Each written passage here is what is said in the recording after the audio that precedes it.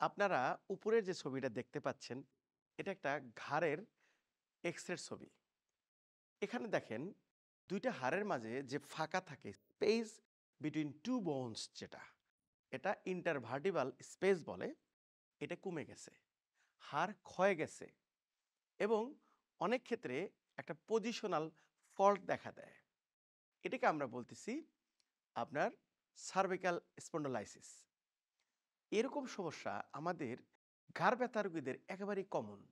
বিশেষ করে ৪০ এর পরে যাদের ঘাড় ব্যথা আছে তাদের তো একেবারেই কমন।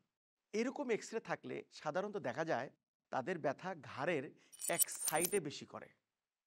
বেশিরভাগ ক্ষেত্রে এক সাইড, তারপরে ব্যথাটা ঘাড় থেকে হাতের দিকেও নামতে পারে।